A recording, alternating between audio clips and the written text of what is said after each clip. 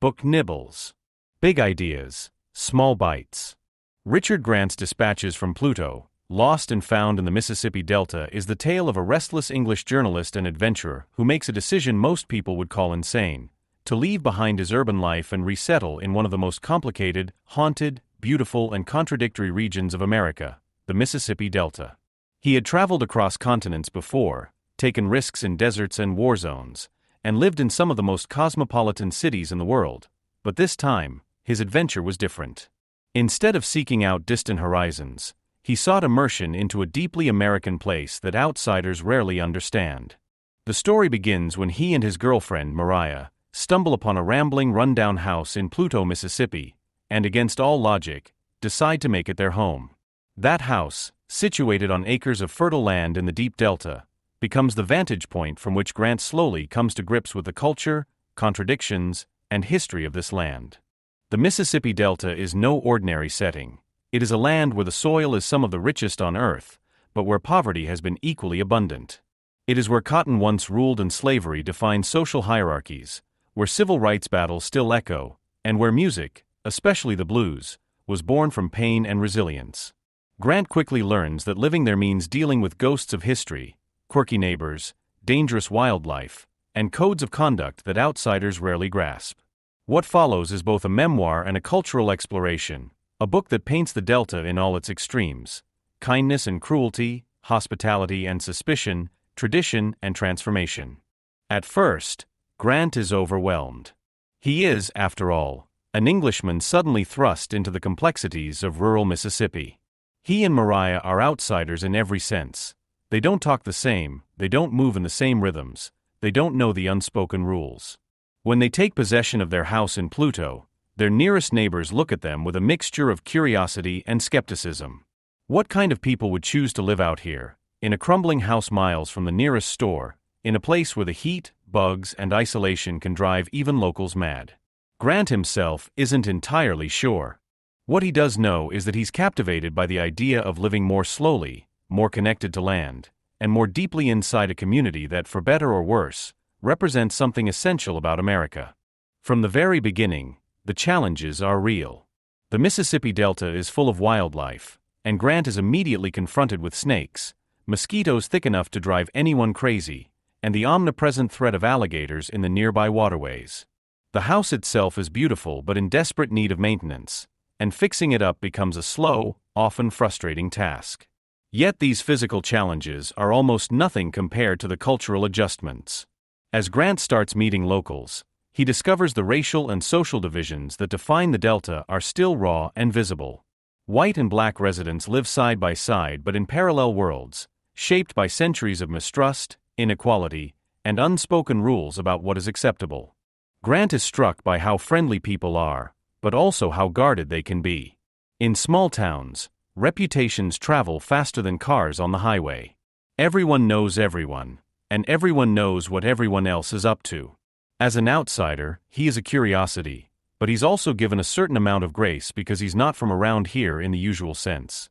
Not a northerner, not a Californian, but an Englishman with his own set of eccentricities. That foreignness gives him a strange kind of pass, allowing him to ask questions, cross boundaries, and move between groups in ways that a local might not dare.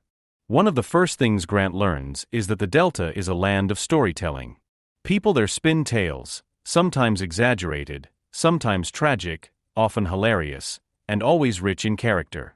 He meets farmers who can talk for hours about their crops and the weather, blues musicians who recall hard lives full of heartbreak, and old-timers who remember segregation not as history but as lived experience. Each conversation adds another layer to Grant's understanding of the place, and he begins to realize that to truly grasp the Delta, one must listen more than speak. He also learns that the Delta is a place of extremes. Poverty is rampant, and many communities are scarred by unemployment, poor education, and violence. At the same time, there is immense wealth in certain corners, often tied to land ownership and agriculture. This creates a striking contrast: mansions and crumbling shacks, privilege and struggle, sometimes just yards apart. Race remains a fault line, but it's more complicated than simple antagonism. Grant sees genuine friendships across racial lines, as well as deep-seated prejudices that seem impossible to erase. The contradictions are everywhere, and rather than trying to resolve them, the Delta seems to thrive on them. One of the themes Grant explores is how much the Delta has shaped American culture. This is the land where the blues was born, where music carried the pain and hope of a people who endured slavery and segregation. He visits places tied to legends like Robert Johnson, who supposedly sold his soul to the devil at a crossroads, and he immerses himself in juke joints where the music is raw, powerful, and alive. He realizes that despite the hardship, the Delta has given the world something timeless, a cultural gift forged in struggle. Music is just one example. Literature, food, and political history all trace roots back to this region. Grant and Mariah also wrestle with their own adjustment. Living in the Delta means dealing with isolation, unpredictable neighbors, and a pace of life unlike anywhere else. They host dinners, try to grow closer to the community, and find themselves caught up in a series of adventures that range from hilarious to harrowing. They learn how to hunt, how to fish, and how to navigate the peculiar etiquette of the region. For instance, they discover that hospitality is sacred in the South. People will go out of their way to feed you, welcome you, and make you feel at home, even if they don't entirely trust you yet. But hospitality also comes with its own set of expectations, and Grant must tread carefully not to overstep or misunderstand. There are moments of sheer comedy, as Grant recounts encounters with eccentric neighbors who defy stereotypes. One might be a farmer with a passion for poetry, another a gun enthusiast with surprisingly progressive views, and yet another a grandmother who curses like a sailor but prays with equal fervor. The Delta, he finds, resists simple categories. People are complicated, often holding beliefs that seem contradictory but make sense in the context of their lives. Grant's willingness to approach these contradictions with curiosity rather than judgment allows him to form friendships that become central to his Delta experience. But there are also moments of darkness. The Delta is plagued by crime, poverty, and a legacy of racism that continues to shape everyday interactions. Grant does not shy away from describing the violence and despair that are part of life there. He talks with people who feel trapped, who see little hope for change, and who are worn down by the struggles of living in a place with so many obstacles. Yet even in these conversations, there are sparks of resilience, humor, and creativity. Education becomes another lens through which Grant views the Delta. He visits schools where resources are scarce, teachers are overworked, and students face immense challenges outside the classroom. He learns about efforts to improve conditions, but also about systemic issues that seem insurmountable. Yet in the midst of this, he sees the determination of students and teachers who refuse to give up, who cling to the belief that education can change lives. The Delta is a place where hope and despair sit side by side, sometimes in the same classroom, sometimes in the same person. Through it all, Grant keeps circling back to the land itself. The Delta is breathtakingly beautiful, with wide skies, endless fields, and sunsets that seem to set the whole world on fire. The soil is rich, the rivers winding, the air heavy with history. Living there means being constantly reminded of both nature's abundance and its dangers. Floods, storms, snakes, and mosquitoes are as much a part of life as the fertile earth. Grant comes to see that the land is central to the Delta's identity, shaping not only its economy but its very soul.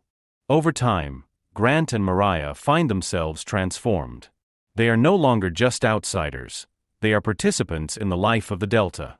They form friendships that ground them, they learn skills they never expected to acquire, and they begin to understand the rhythms of a place that once seemed alien. The Delta still baffles and frustrates them, but it also charms and inspires them. They realize that living there is not about conquering the land or mastering the culture, but about embracing the contradictions and finding beauty in the struggle. Grant's narrative is deeply personal but also reflective. He often steps back from his anecdotes to consider what the Delta represents in a broader sense. It is, in many ways, a microcosm of America's deepest contradictions: freedom and oppression, wealth and poverty, innovation and stagnation. It is a place where history is not distant but alive, where the past constantly shapes the present. By living there, he gains insights not only into Mississippi but into the American character itself. Perhaps the most striking lesson Grant learns is that the Delta, for all its struggles, has an undeniable vitality. People there live with intensity, whether in their storytelling, their music, their hospitality, or their resilience. Life is not easy, but it is vivid. And for Grant, that vividness is what makes the Delta unforgettable.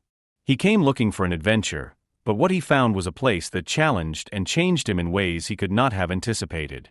By the end of Dispatches from Pluto, the Delta emerges not as a caricature of southern poverty or backwardness, nor as a romanticized land of blues and magnolias, but as a living, breathing place full of contradictions, richness, and humanity. Grant's journey is not about resolving those contradictions but about learning to live with them, to find meaning in them, and to appreciate the Delta for what it is, one of the most unique, misunderstood, and powerful regions in the United States.